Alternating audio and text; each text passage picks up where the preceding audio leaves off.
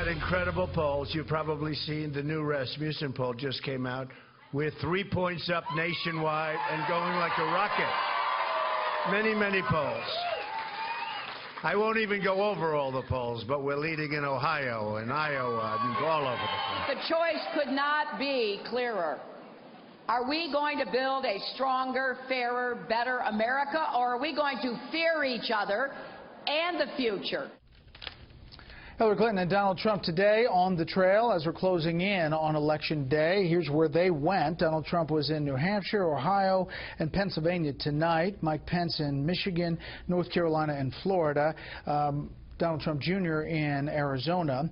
And then for the Clinton team, Hillary Clinton in Pennsylvania, Michigan, Ohio, Tim Kaine in Florida, President Obama in North Carolina for 2 stops, Vice President Biden in Wisconsin, Bill Clinton in Colorado for 2 stops, and Bernie Sanders in Iowa City, Iowa. Here are the latest Fox News polls. The 4-way, Clinton with a 2-point lead within the margin of error. As you can see, it has shifted from 1 week ago, and on the head-to-head, she is now up in our poll, and that has changed from 49 to 44.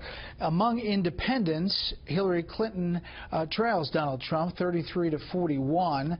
She has picked up some numbers in this poll from last week with independents.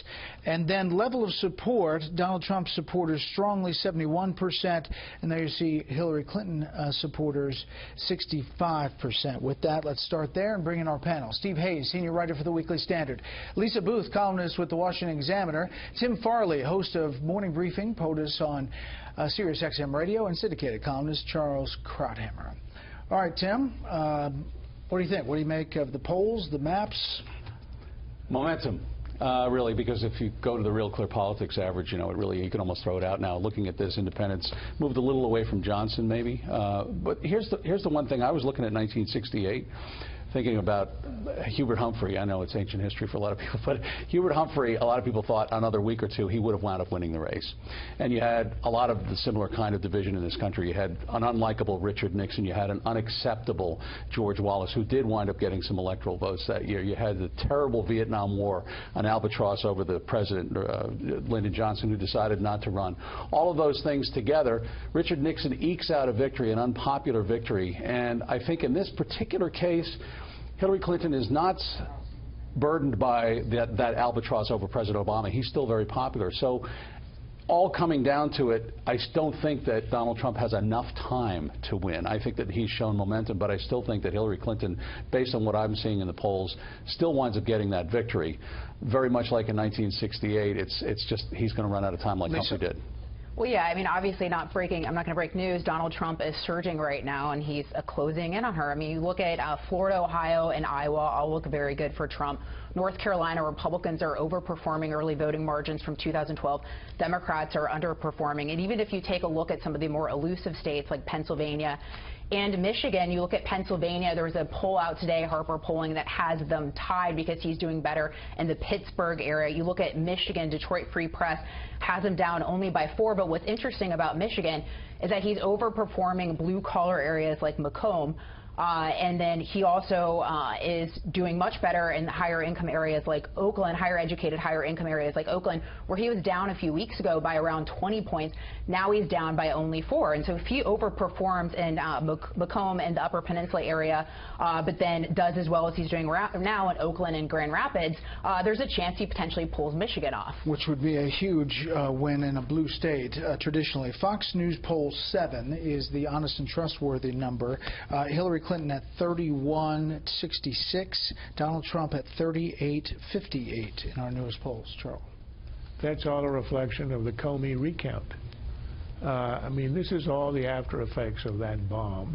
I mean, some of it is WikiLeaks, but I don't think that WikiLeaks had a dramatic effect. There's also the Obamacare, the rise in the premiums, really affecting people with their wallets. But it was the fact that the charge is now revived. She's under indictment. Or she could be. She's now under investigation, criminal investigation. Let's be very clear. Let's just be very clear here. That was a slip of the tongue. Holy cow. That was not intended. That was not innuendo. That was simply a slip. So I think that I've made that clear. Okay. So here she is, and in the ads, Trump is saying she's under criminal investigation. That revives everything that had been buried and banished when he gave her the sort of semi-exoneration in July. That's what we're seeing. I mean, look, all you have to do is to say that if nationally, if everywhere he loses a point or two or three, which he certainly has, probably more, nationwide, that shifts a whole bunch of states into different categories, and that accounts for what we're seeing. I suspect that the effect of that is now attenuated.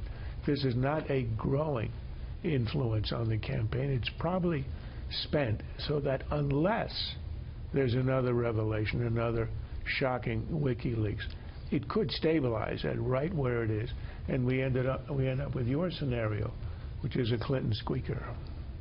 We're not going to hear from Director Comey before the election. No. But there might be a WikiLeaks. I think we're probably beyond WikiLeaks, actually. I mean, if you're planning leaks in order to try to affect the outcome of an election, it's hard to break through if you do it over the weekend. I think it's sort of striking that we haven't seen any of the deleted emails that people thought might be included in the WikiLeaks dumps.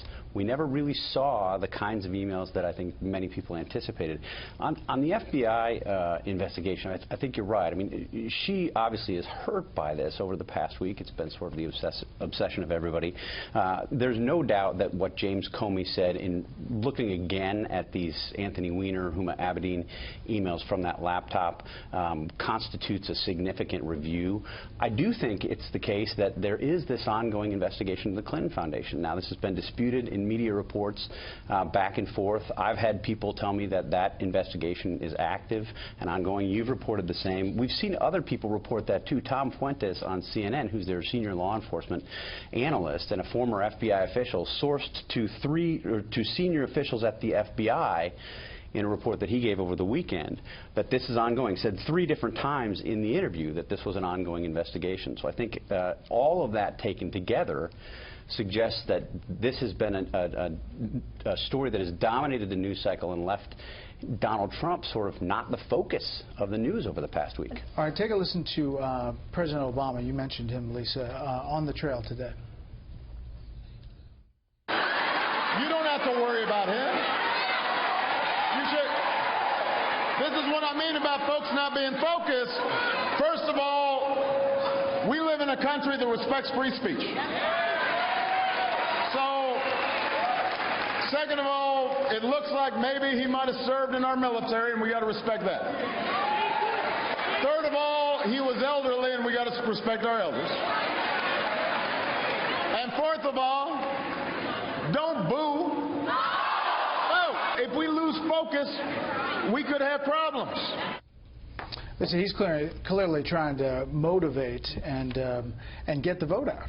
Well, and specifically with the African-American vote, because we're seeing the African-American vote is way down than it was in 2012. In big cities like Detroit, in places where she needs to drive up the margins to win some of these battleground states. North Carolina, that is a big, big problem for Hillary Clinton. And let's also talk about where some of these surrogates are spending their time. They're spending a lot of time in states like Pennsylvania and Wisconsin, where they're also spending a lot of money on ad airs and on TV as well. Those are states where Hillary Clinton should probably have a little bit better locked up, or a little bit more confidence in locking up those states.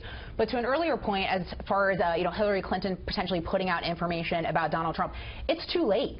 I mean, we're looking at the election day, just a couple days away here on Tuesday. I mean, it's too late for information to hit and get baked in voters' mind. That was the problem for Hillary Clinton with the FBI information, because it hit in a perfect amount of time for it to seep into voters' minds. And I think we're seeing the ramifications of that in polls state after state, and also on the national level as well. Quickly. You agree? Oh, I agree the enthusiasm is down. I don't think that that's going to kill her at the polls, though.